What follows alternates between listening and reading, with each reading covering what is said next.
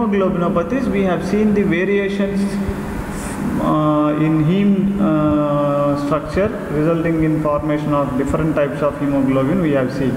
Similarly, there is a possibility in the formation of changes in the formation of the synthesis of the globin chain also, which results in the abnormal hemoglobin formation. Okay, so this condition is called as thalassemia. So group of disorders in which normal hemoglobin is produced but in quantities lower than usual. So here in this thalassemias, what will happen is the globin chain is affected. Globin chain. So the chain that is affected, based on the chain that is affected, the disorder is designated as the name of the disease. Suppose if alpha chain is getting disturbed, then it is called as alpha thalassemia. Or beta chain is getting altered, then it is called as beta thalassemia. So alpha thalassemia means alpha globin chains of the hemoglobin are affected. Beta thalassemia means beta chains of the hemoglobin part, globin part of the hemoglobin is affected.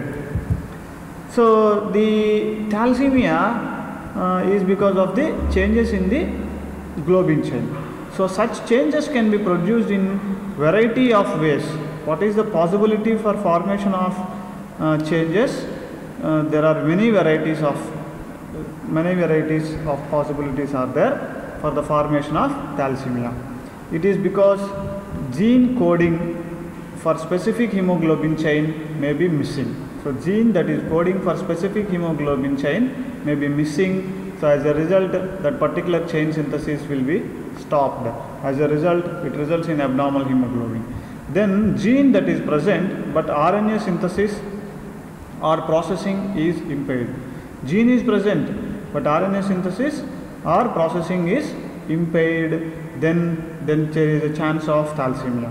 Then synthesis of mRNA is abnormal. So abnormal mRNA is synthesized, so which results in abnormal globin chain formation leading to thalassemia.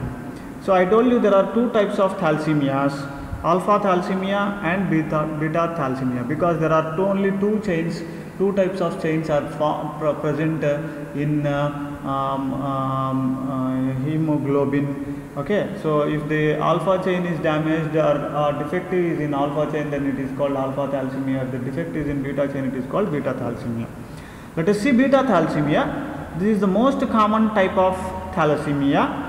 Cause for beta thalassemia, if you see, the point mutation that affect the production of functional mRNA. Point mutations that affect the production of functional mRNA.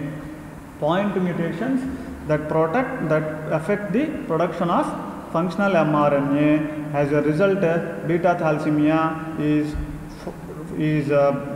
developed. So here in beta thalassemia, what will happen? There is a decreased, down arrow I have put means it is decreased or absence of synthesis of beta chains, in relation to alpha chains takes place.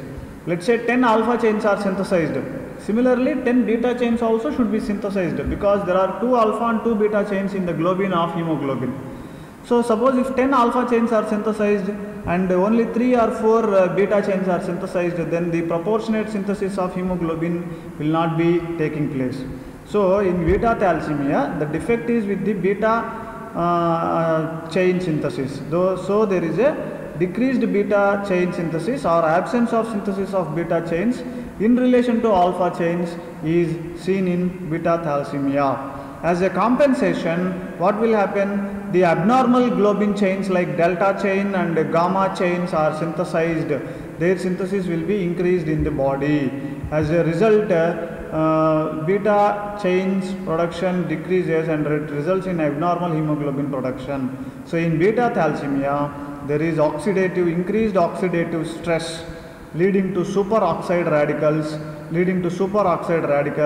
and destruct RBCs.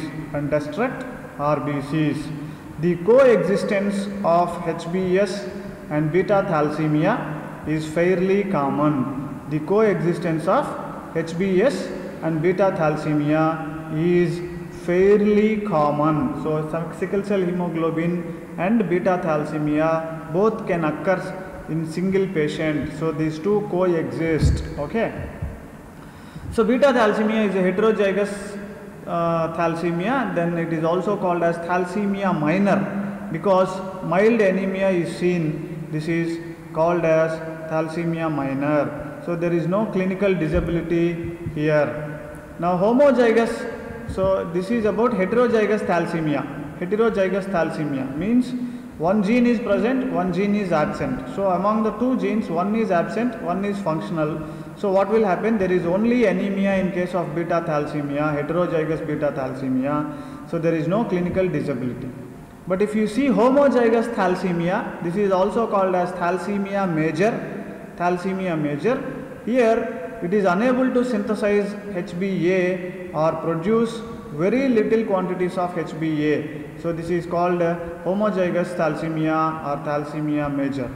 After first 4 months, they develop profound hypochromic anemia. After first 4 months, they develop profound hypochromic anemia condition. This is often detected only when iron therapy for mild microcytic anemia fails. Usually anemia is there means we will give iron therapy. Iron therapy also, if they don't recover, then only we can check for the thalassemias. Okay, so usually it can be detected after iron therapy. If there is no response for iron therapy, then it can be considered as beta thalassemia. If you see the clinical features in thalassemia major, anemia is the most common symptom, hypersplenism and hepatosplenomegaly. Hepatosplenomegaly means the liver and spleen size is increased. So this is the genetic mechanism that is can be seen. So this is normal gene. Normal gene contains both the genes which are responsible for synthesis of beta chain. But thalassemia minor means only one gene is absent. Thalassemia major means both the genes are not functional. So as a result, what will happen? Beta chain synthesis decreases. The other chains like gamma and delta chain synthesis will produce, which results in abnormal hemoglobins like HbB and HbF variety of hemoglobins in case of beta thalassemia. Okay, treatment for thalassemia, if you see, the repeated blood transfusion is the only available treatment for them. So, but repeated transfusions may lead to iron overloading, leading to a condition called desferrioxamine therapy. Splenectomy means because the spleen is the place where the RBC die. So if you remove the spleen, the anemic condition can be reduced. So marrow transplantation, bone marrow transplantation can be effective. So it produces the erythropoiesis. Bone marrow transplantation can lead to the erythropoiesis.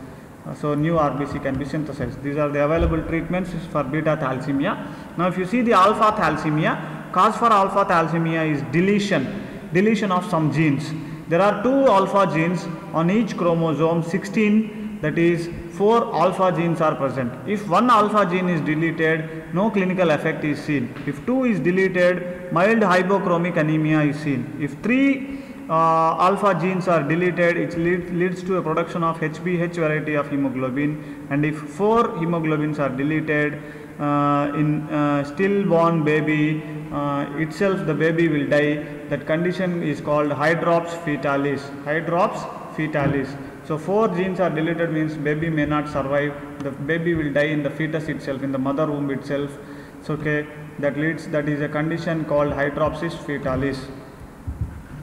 So here you can see that there are 4 alpha genes, alpha 1, alpha 2, alpha 1, 2, alpha 2, 2 are there. If one gene is absent, then it is a silent mutation. 2 genes are there, then it called as heterozygous form, and 3 genes are defective, then it leads to a condition called hemoglobin H disease production, and 4 genes are mutant, then it is called hydropsis fetalis. Usually the fetus will die in the womb itself, they may not survive. So that is about the alpha thalassemia. So 2 types of thalassemia we have, beta thalassemia and alpha thalassemia. Thalassemia is referred to the abnormal globin chain synthesis. So beta thalassemia, if you see, thalassemia minor and thalassemia major. Thalassemia minor means only one gene is absent, and thalassemia